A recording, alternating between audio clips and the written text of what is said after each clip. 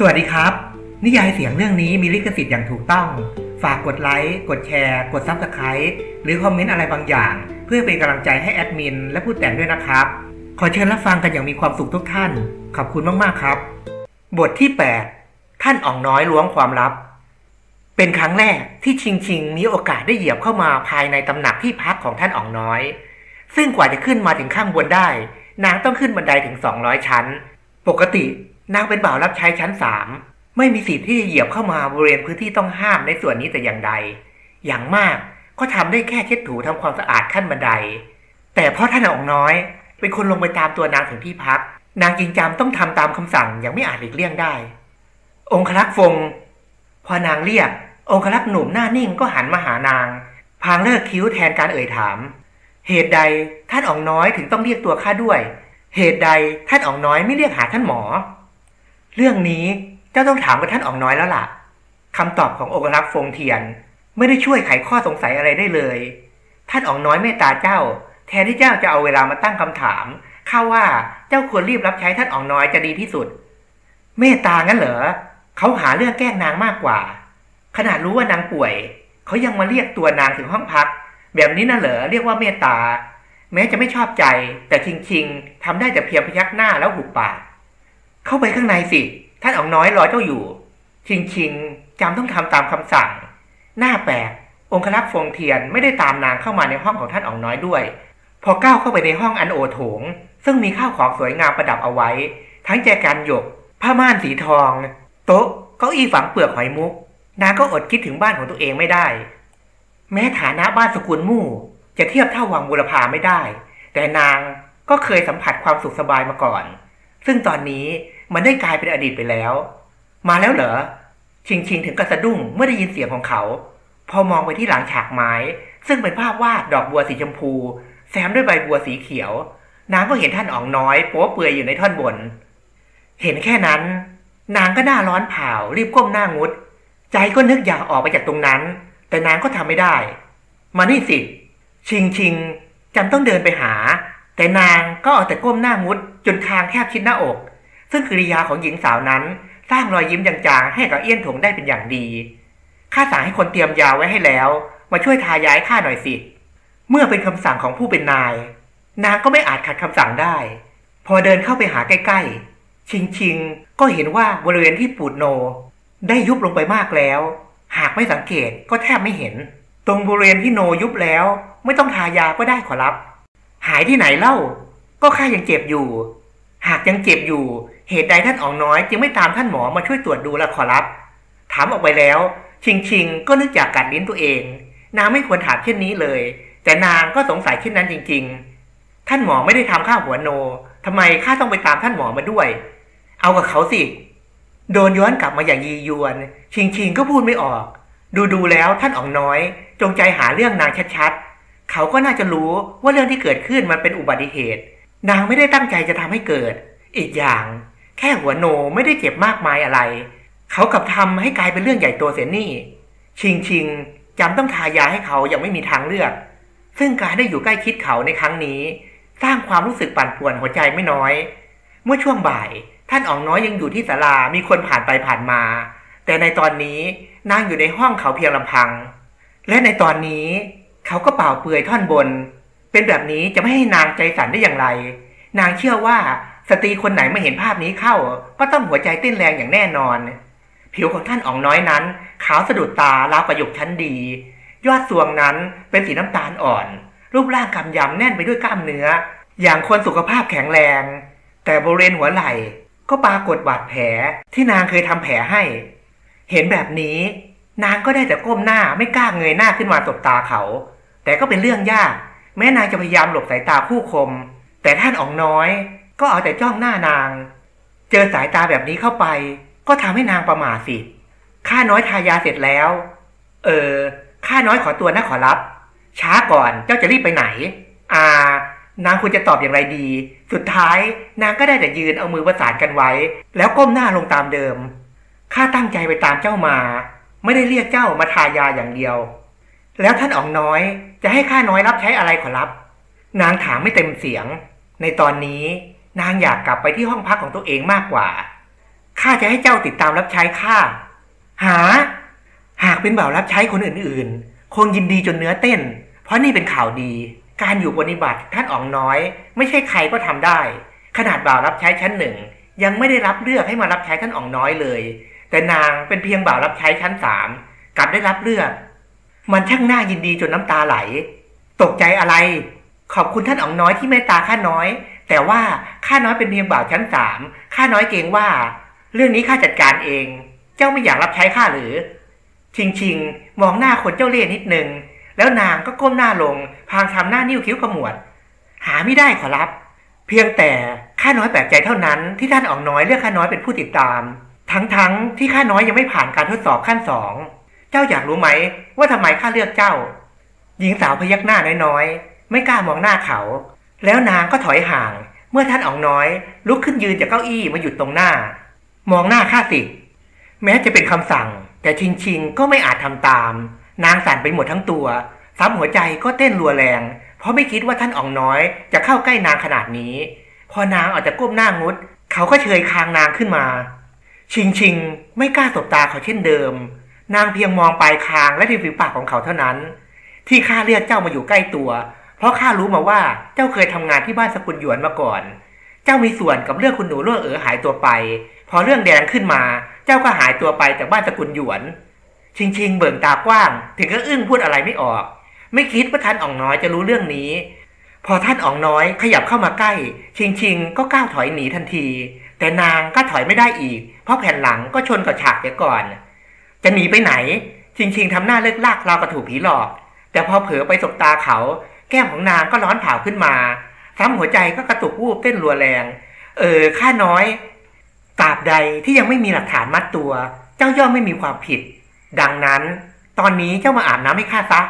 กล่าวแค่นั้นเอี้ยนถงก็หยิบผ้าถูหลังขึ้นพาดไว้บนฉากแล้วยัดใส่มือหญิงสาวจากนั้นเขาก็จัดการกับท่อนล่างก่อนจะก้าวลงอ่างไม้ซึ่งโรยด้วยดอกไม้หอมมากมายชิงถึงก็ตาค้างทำอะไรไม่ถูกคิดไม่ถึงว่าท่านอ๋องน้อยจะทำเช่นนี้แม้นางจะปลอมตัวเป็นชายคุกคีกับพวกบ่าวชายแต่ก็ไม่เคยมีใครแก้ผ้าต่อหน้าต่อตานางแบบนี้อาจเป็นไปได้นางไม่เคยอาบน้ำกับพวกบ่าวชายคนอื่นๆแต่ถึงอย่างนั้นนางก็ไม่เคยเจอใครที่กล้าเปื้อนผ้าต่อหน้าคนอื่นโดยไม่สะทกสะท้านเช่นนี้มาก่อนเร็วสิมาถูหลังให้ข้าทีพอท่านอ๋องน้อยเรียกซ้ำและก้าวลงไปแช่ตัวในน้ำแล้วชิงก็สูดลมหายใจเข้าปอดแล้วเดินเข้าไปหาเขาอย่างไม่มีทางเลือกนางใช้ผืนผ้าชุบน้ำแล้วถูหลังให้เขาจนทั่วทั้งแผ่นหลังแม้จะพยายามควบคุมตัวเองให้นิ่งที่สุดแต่นางก็ไม่อาจปฏิเสธได้เลยว่าท่านอ๋องน้อยเป็นบุรุษที่เปี่ยมล้นไปด้วยเสน่ห์อันร้ายกาจแผ่นหลังของเขากว้างและมีกล้ามเนื้อมันช่างน่าสัมผัสรูปไร้นักแค่เข้าใกล้ก็ทำให้หัวใจเต้นรัวแรงจนนางเกรงว่าเขาจะได้ยินเสียงหัวใจของนางด้วยซ้ำเจ้าเป็นคนที่ไหนอยู่ๆคนที่พิมพ์ตานอนแช่น้ำในอริยบทแสนสบายก็เอ่ยถามชิงชะงักมือไปแต่นางก็ยินดีตอบเมืองหนานชิงขอรับที่แท้เจ้าก็เป็นคนบ้านเดียวกับคุณหนูล่วว่าแต่เจ้าแท้อะไรหรือชิงกัดริมฝีปากล่างพางแอบทำหน้ายุ่งใส่คนที่นั่งหันหลังให้นางเขาซักถามเรื่องส่วนตัวของนางไปทำไมกันข้าน้อยไร้แท้เป็นเด็กกำพร้าแล้วเจ้าไปทำงานที่บ้านสกุลหยวนได้อย่างไรเขาอยากรู้เรื่องของนางไปทำไมกันนะหญิงสาวได้แต่รำพันในใจคันไม่ตอบคำถามเขาก็คงไม่ได้เดิมทีข้าเป็นคนเล่ร่อนแต่ว่าเท่าแก่ฟงเมตตารับข้าเข้าทำงานที่โรงเตรียมหลังจากเท่าแก่กับเท่าแก่เนี้ยต้องการใช้ชีวิตบ้านปลายที่บ้านเกิดเท่าแก่ฟงจึงพาข้ามาฝากไว้กับบ้านสกุลหยวนขอรับเอี้ยนถงรับฟังอย่างสนใจรวมทั้งจับพิรุธแต่เขาก็ไม่พบอะไรที่ผิดสังเกตเพราะเรื่องที่นางพูดนั้นสอดคล้องกับข้อเท็จจริงที่เขาได้มาจากบ้านสกุลหยวนแล้วเจ้ารู้หนังสือหรือไม่เพียงเอ่ยถามท่านอ๋องน้อยยังขยับตัวหันมาจ้องหน้านางด้วยอย่าโกหกข้าจริงชังคนโกหกยิ่งนักข้าเคยได้เรียนนิดๆหน่อยๆขอรับนางได้ร่ำเรียนหนังสือตั้งแต่อายุยังน้อยหลังจากที่บ้านถูกไฟไหม้และถูกขายต่อให้กับหอคณิกานางก็ได้เรียนหนังสือไปกับพวกพี่ๆที่หอบุปผาสวรรค์แม้จะรู้หนังสือไม่มากแบบบัณฑิตแต่นางก็พออ่านออกเขียนได้ใครสอนเจ้าเจอคำถามนี้เข้าไปชิงก็ตอบไม่ถูกคันจะตอบว่าท่านอาจารย์ที่คุยเหนียงจ้างมาสอนหญิงคณิกาที่หอบุปผาสวรรค์นางก็ไม่อยากถูกท่านอ๋องน้อยซักถามอีกข้าน้อยได้เรียนรู้กับเด็กกำพร้าขอรับจริงหรือเท่าที่ข้ารู้ เจ้าสามารถเขียนจดหมายรักมอบให้ผู้หญิงได้ความรู้ของเจ้าไม่ธรรมดาทีเดียวท่านอ๋องน้อยชมข้าแล้วชิงยิ้มเฟื่อนพลางหลบสายตาที่จับจ้องมาทว่าท่านอ๋องน้อยก็เฉยคางนางขึ้นอีกซึ่งการกระทำของเขานอกจากจะทำให้หัวใจนางเต้นรัวแรงแล้วนางยังแก้มร้อนเผารู้สึกอึดอัดและประหม่ายังบอกไม่ถูกข้าสงสัยนักเชียวเจ้ามีใจให้กับแม่นางฟางเหตุใดเจ้าถึงทอดทิ้งนางแล้วมาทำงานที่นี่อยู่ห่างไกลกันแบบนี้เจ้าไม่คิดถึงนางบ้างหรือเอาแล้วไงนางควรจะตอบคำถามเขาอย่างไรดีพี่ฟางไม่ได้มีใจให้ข้านางคงมีคนรักอยู่แล้วข้าจึงไม่อาจสู้หน้านางได้ขอสวรรค์เมตตานางด้วยที่พูดทั้งหมดล้วนเป็นคำโกหกคำโตนางไม่อยากปิดบังแต่นางก็พูดความจริงไม่ได้ไม่ใช่เพราะเจ้าหนีความผิดหรอกหรือเจ้าจึงได้หลบหนีมาที่นี่หากข้าน้อยคิดจะหนีความผิดข้าน้อยคงหนีไปที่อื่นไม่มาที่นี่หรอกขอรับตอบได้ดีชายหนุ่มยิ้มมุมปากยื่นหน้าเข้ามาใกล้ซึ่งลมหายใจอุ่นของเขาทำเอาชิงรีบขยับตัวหนีแต่นางก็ถูกเขารวบตัวเข้าไปในอ้อมกอดเสียก่อนท่านอ๋องอย่าทำเช่นนี้หญิงสาวทำตาโตไม่คิดว่าท่านอ๋องน้อยจะถึงเนื้อถึงตัวนางอีกเขาก็รู้ว่านางเป็นผู้ชายเหตุใดเขาจึงกระทำเช่นนี้หรือว่าท่านอ๋องน้อยจะเบี่ยงเบนทางเพศผู้เป็นนายมีสิทธิ์ในตัวบ่าวไม่ใช่หรือสวรรค์ท่านอ๋องน้อยจิตวิปริตไปแล้วหรือไรเขาก็เห็นอยู่ว่านางเป็นผู้ชายแต่เขาก็ยังลวนลามนางอีกครั้งแล้วครั้งเล่าแต่มันไม่เหมาะสมหญิงสาวแย้งเสียงสั่นหน้าตาตื่นไม่เหมาะสมอย่างไรเขาก็ซิบถามที่ข้างหูจมูกโด่งสูดกลิ่นหอมอ่อนๆจากกายสาวอย่างตั้งใจซึ่งการกระทำของท่านอ๋องน้อยนั้นยิ่งทำให้ชิงสั่นสะท้านว่าหวานไปทั้งกายบ่าวต่ำต้อยไม่คู่ควรคนเราล้วนเท่ากันไม่ใช่หรือแค่นั้นเขาก็ขบเม้มติ่งหูของหญิงสาวอย่างจงใจกันนั้นร่างกายของเขากลับมีปฏิกิริยากับสตรีผู้นี้เขาชอบมองเวลานางเขินอายเขาชอบฟังน้ำเสียงของนางมันไม่น่าจะใช่น้ำเสียงที่แท้จริงแต่เขาก็ยินดีที่จะฟังนางพูดที่มากไปกว่านั้นก็คือเขาไม่ค่อยรู้สึกต่อสตรีนางไหนแบบนี้มาก่อนแค่เห็นหน้านางและรู้ว่านางอยู่ในวังบุรพาแห่งนี้มันก็ทำให้หัวใจของเขาไม่สงบนิ่งเอาเสียเลยแต่อะไรไม่เพียงถามท่านอ๋องน้อยยังลูบไล้เลียวแขนของหญิงสาวจากนั้นเขาก็จัดการกับเสื้อของนางทว่าเขาต้องหยุดชะงักแค่นั้นเมื่อเห็นแผลเป็นที่น่าเกลียดตรงบริเวณหัวไหล่แผลนี่เจ้าโดนอะไรมาชิงไม่ตอบนางสั่นเทิมไปทั้งตัวพอท่านอ๋องน้อยจุงพิษบริเวณหัวไหล่นางก็รู้สึกซ่านไปทั้งกายริมฝีปากอุ่นของเขาช่างมีอิทธิพลต่อนางมากนักมันทำให้นางรู้สึกปั่นป่วนไปทั้งช่องท้องใบหน้าร้อนเผาด้วยความอับอายจนไม่อาจสู้หน้าใครได้ข้าถามไม่ได้ยินหรือไฟไหม้ข้าน้อยถูกไฟลวกต่อไปแล้วน้ำตาก็ล้นดวงตามันเป็นเหมือนฝันร้ายสำหรับนางแม้จะผ่านวันเวลานั้นมาเป็น10 ปีแล้วแต่ฝันร้ายนั้นยังตามหลอกหลอนนางไม่สิ้นสุดพอได้ยินเสียงสะอึกสะอื้นของหญิงสาวเอี้ยนโถงก็หยุดแค่นั้นเขารีบดึงสติกลับมาก่อนที่จะหักห้ามใจตัวเองไม่ได้แล้วเขาก็เช็ดน้ำตาให้นางอย่างอ่อนโยนเข้มแข็งหน่อยสิเจ้าเป็นคนของข้าแล้วต่อจากนี้ไปไม่มีใครรังแกเจ้าได้อีกคำพูดของท่านอ๋องน้อยสร้างความอบอุ่นใจให้นางยิ่งนักลึกๆแล้วนางซึ่งอยู่อย่างโดดเดี่ยวมาตลอดก็ต้องการใครสักคนมาปกป้องแต่กลายเป็นว่าคนที่ทำให้นางรู้สึกหวั่นไหวกลับเป็นท่านอ๋องน้อยแม้นางอยากจะให้เขาปกป้องแต่นางก็กลัวเขาหากท่านอ๋องน้อยอยากปกป้องข้าท่านก็อย่ารังแกข้าสิเห็นจมูกแดงๆตาแดงๆของหญิงสาวเอี้ยนถงก็หัวใจอ่อนยวบปกติเขาใจเย็นและควบคุมอารมณ์ของตัวเองได้ดีกว่านี้แต่พออยู่ใกล้นางเขากลับกลายเป็นเด็กหนุ่มใจร้อนเสียนี่เขามันไม่เอาไหนเอาเสียเลยไปเอาเสื้อคลุมให้ข้าทีแช่อยู่ในน้ำนานๆข้าชักหนาวขอรับชิงรีบทำตามแต่โดยดีนางลุกขึ้นพร้อมกับจัดการขยับเสื้อผ้าให้เข้าที่เข้าทางถึงอย่างนั้นจังหวะการเต้นของหัวใจยังไม่กลับเป็นปกติพอส่งเสื้อคลุมให้เขาแล้วนางก็รีบเดินห่างออกมาก็เป็นจังหวะเดียวกับที่ประตูห้องถูกเคาะเข้ามาเป็นองครักษ์ฟงเทียนที่เดินเข้ามาในห้องเขาปลายตามองนางแวบหนึ่งก่อนจะคารวะท่านอ๋องน้อยมีอะไรเรียนท่านอ๋องน้อยเรื่องที่ส่งคนไปสืบนั้นได้ความแล้วขอรับองครักษ์หนุ่มรายงานว่ามาฟงเทียนหันไปมองบ่าวรับใช้แล้วหันไปหาท่านอ๋องน้อยพูดมาเถอะคนของข้าไม่ปากสว่างเอี้ยนถงเอ่ยเสียงเรียบ เพราะเขาต้องการให้เจ้าขอทานน้อยรู้ความข่าวที่สำคัญนี้ด้วยตอนนี้คนของเราพบที่อยู่ของคุณหนูล่อแล้วขอรับคำตอบขององครักษ์ฟงเทียนไม่เพียงทำให้เอี้ยนถงสนใจแม้แต่ชิงก็พลอยหูผึ่งไปด้วยตอนนี้นางอยู่ที่ไหนคุณหนูล่วอยู่กับชางฟู่ที่นานซินขอรับเอี้ยนถงพยักหน้าน้อยๆพางจัดการใส่เสื้อผ้าให้เรียบร้อยสีหน้าราบเรียบไม่ได้แสดงอารมณ์ใดๆแล้วเขาก็เดินออกมาจากหลังฉากรูปดอกบัวสายรายงานว่าคนทั้งสองคนได้แต่งงานกันและใช้ชีวิตคู่ที่นั่นไม่ทราบว่าท่านอ๋องน้อยจะให้คนของเราทำอย่างไรต่อไปเอี้ยนถงไม่ตอบแต่เขาปลายตาไปมองแม่สาวน้อยที่เอาแต่ยืนก้มหน้างุดชิงเทียนหากเจ้าเป็นข้าเจ้าจะจัดการกับเรื่องนี้อย่างไรคนถูกถามเงยหน้าขึ้นมองไปทางองครักษ์ฟงเทียนแล้วก้มหน้าลงข้าน้อยไม่ทราบขอรับหากเจ้าตอบเช่นนี้ข้าจะสั่งคนไปจับตัวพวกเขากลับมาลงโทษอย่านะเผลอพูดออกไปชิงก็เอามือปิดปากหือชายหนุ่มทำเสียงในลำคอพางเลิกคิ้วคือข้าน้อยเห็นว่าในเมื่อทั้งสองคนรักกันอีกทั้งคุณหนูล่วกับชางฟู่ก็แต่งงานกันแล้วท่านอ๋องน้อยควรจะปล่อยพวกเขาไปขอรับปล่อยไปหรือแล้วเกียรติและชื่อเสียงของข้าที่ถูกทำลายลงไปเล่าจะให้ทำเช่นไรแม้ไม่ได้ถูกสมัครรักใคร่ในตัวคุณหนูล่วแต่เรื่องนี้เขาก็เสียหน้าเป็นอย่างมากรู้ไปถึงไหนก็อับอายไปถึงที่นั่นเพราะเรื่องเจ้าสาวหนีงานแต่งงานไม่ใช่เรื่องที่เกิดขึ้นเป็นครั้งแรกเขาเจอเหตุการณ์ในลักษณะแบบนี้ถึง3 ครั้งแล้วท่านอ๋องน้อยการให้อภัยการปล่อยวางคือหนทางแห่งความสุขท่านอ๋องน้อยมีคุณสมบัติเพียบพร้อมข้าน้อยเชื่อว่าท่านอ๋องน้อยต้องได้พบสตรีที่คู่ควรกับท่านเป็นแน่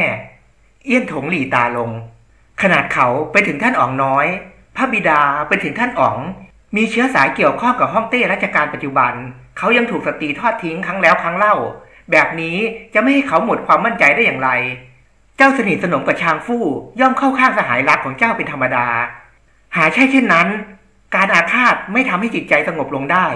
ข้าน้อยขอเรียนถามสักเรื่องหากท่านอ๋องน้อยจับคนทั้งคู่ได้ท่านจะทำเช่นไรกับพวกเขาเรื่องนั้นข้ายังไม่คิดยังไงคุณหนูล่วกับพี่ฟู่ก็รักกันการพรากความรักของคนอื่นถือเป็นบาปข้าจึงเห็นว่าท่านอ๋องน้อยควรปล่อยพวกเขาไปจะดีที่สุดหากข้าปล่อยพวกเขาไปแล้วใครจะชดเชยให้ข้าที่เป็นผู้เสียหายเล่าผู้คนคงหัวเราะเยาะข้าที่ไร้น้ำยาที่ทำอะไรไม่ได้เป็นถึงท่านอ๋องน้อยแต่กลับสู้ชายเลี้ยงม้าไม่ได้ช่างน่าสมเพชยิ่งนักเฮ้อนี่แหละหนาน้ำเชี่ยวอย่าเรือไปขวางในเมื่อท่านอ๋องน้อยไม่ฟังนางก็ไม่อยากหาเรื่องใส่ตัวอีกเช่นนั้นก็สุดแล้วแต่ท่านอ๋องเถิดเอี้ยนถงถอนหายใจพางโบกมือไล่หญิงสาวไปเถอะเจ้ากลับไปได้ละข้าน้อยขอตัวคารวะท่านอ๋องน้อยแล้วชิงก็ลากลับออกมาจากตำหนักกะนั้นนางก็อดเป็นห่วงชางฟู่ไม่ได้ท่านอ๋องน้อยเอี้ยนถงเจอพวกเขาทั้งสองแล้วยังไงทั้งคู่ก็ไม่ปลอดภัยเพื่อให้เขารู้ตัวหนีไป